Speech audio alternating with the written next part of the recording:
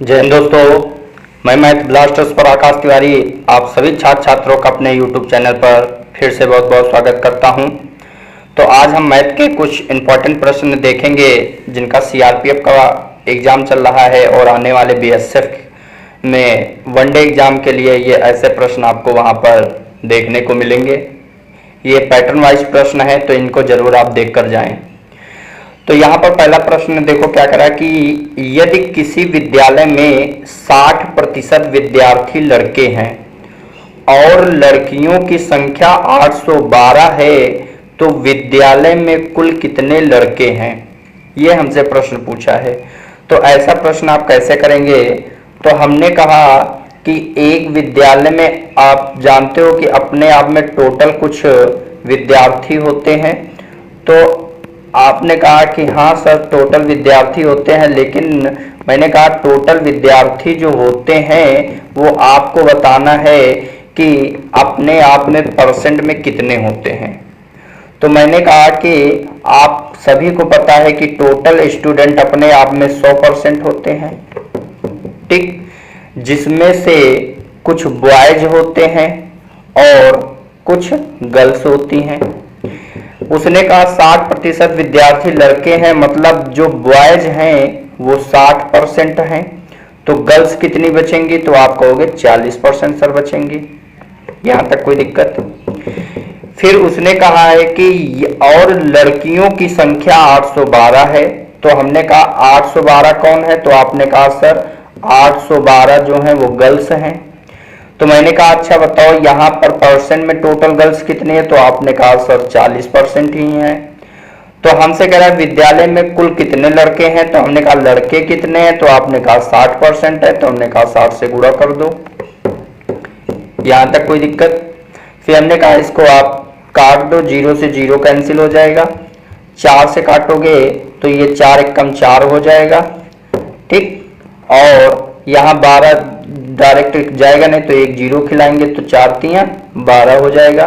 तो 103 गुणा 6 आ जाएगा, तो हम इधर कर देंगे 103 गुणा 6, तो 36 18 और 6 कम 6। इसका मतलब उस विद्यालय में जो टोटल विद्यार्थियों में से लड़कों की संख्या जो थी वो कितनी थी?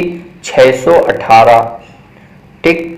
आप लोग पेन कॉपी लेकर जरूर बैठना और साथ ही साथ आप लोग नोट करते चलना है। जहां पे समझ न आए फिर दोबारा आपको देख लेना है, फिर भी समझ में ना आए तो कमेंट बॉक्स में अपना कमेंट लिखना है। फिर नेक्स्ट वीडियो में वही क्वेश्चन मैं दोबारा आपको समझा दूंगा। ये पैटर्न है, इंपॉर्टेंट प्रश्न है, हर एग्जाम में किसी न किसी एग्जाम में पूछे हुए ही हैं, तो आपको ऐसे पैटर्न देखकर जरूर जाना है। पैटर्न नहीं बदलेगा, डिजिट ही बदलेगी, ये याद रखना। आपको ऐसे ही प्रश्न वहां देखने को मिलेंगे। फिर हम आते हैं नेक्स्ट क्वेश्चन पे, ये आपको समझ में आ गया होगा। फिर अगला प्रश्न देखेंगे। अगला प्रश्न देखते हैं क्या कह रहा है। ये प्रश्न है आपका, ये थोड़ा हम इधर कर लेते हैं, आप पढ़ने में आता होगा। कह रहा 19.5 मीटर लंबी लोहे की छड़ में से समान लंबाई के कितने टुकड़े बनेंगे जबकि प्रत्येक टुकड़े की लंबाई 65 सेंटीमीटर हो? ऑप्शन है 20, ऑप्शन है 30 या 300 या 3। ये आपके ऑप्शन दिए हैं। मैंने कहा कि आपसे कह रहा है कि टोटल जो है वो आपके, फिर हम देखेंगे यहाँ पे। मैंने कहा 19.5 मीटर है और टुकड़े कितने कितने बनाए गए हैं? 65 सेंटीमीटर के। तो अगर सेंटीमीटर के टुकड़े बनाए गए हैं तो पूरे मीटर को मैं सेंटीमीटर कर सकता हूं। तो 1 मीटर में कितने सेंटीमीटर होते हैं? तो 1 मीटर में 100 सेंटीमीटर होते हैं। कितने होते हैं? 100 सेंटीमीटर होते हैं। तो मैंने कहा 19.5 मीटर है, तो इसको हम सेंटीमीटर में बदलेंगे तो हम क्या करेंगे? तो आप कहोगे सर इसमें हम 19.5 में अगर हम 100 से गुणा कर दें तो जो मीटर था वो सेंटीमीटर में बदल जाएगा। और कितने कितने टुकड़े बनाए जा रहे हैं, तो आपने कहा 65 सेंटीमीटर के टुकड़े बनाए जा रहे हैं। तो मैंने कहा ये दशमलव हटा देंगे तो यहाँ पर ये 0 1 बढ़ जाएगा, तो ये 0 से ये 0 कैंसिल हो जाएगा। फिर मैंने कहा यहाँ पर 13 25 65 होते हैं, तो आप कहोगे सर यहाँ पर 13 कम 13 बचे आपके 6, तो 5 ये है, तो 13 25 65 यहाँ पर भी हो जाएंगे। 5 1 कम 5 5 तियां 15 हो जाएगा। तो बचा क्या, 3 का गुणा 10, 3 गुणा 10 बचा, तो 10 तियां 30। इसका मतलब कि 16.5 मीटर की लंबी छड़ में समान लंबाई के 30 टुकड़े बनाए जा सकते हैं 65 सेंटीमीटर के। कोई दिक्कत नहीं होनी चाहिए। आप लोग इस वीडियो को जरूर देखें, पसंद आए तो शेयर करें, लाइक करें। अभी तक अगर इस चैनल पे आप लोग नए हैं तो इसे आप सब्सक्राइब नहीं किए हैं तो सब्सक्राइब कर लें। और ये वीडियो कैसी लग रही है तो आप लोगों को कमेंट बॉक्स में जरूर जवाब देना है। फिर आगे देखते हैं। आपको ऐसे प्रश्न आपको देखने को मिलेंगे, आप लोग जरूर ये ऐसे प्रश्न देखकर जाएं। फिर अगला देखते हैं प्रश्न क्या कह रहा है। अगला प्रश्न है यहाँ पर, ये देखते हैं। तो अगला ये मैं इसको बड़ा कर देता हूं, ये लो ऐसे कर दिया, अब आपको दिखता होगा आराम से। क्या कह रहा है, किसी लड़के से एक संख्या को 50 से गुणा करने के लिए कहा गया, उसने उसे 30 से गुणा किया और इस प्रकार प्राप्त उत्तर सही उत्तर से 400 कम था। तो जिस संख्या को गुणा करना था वह है।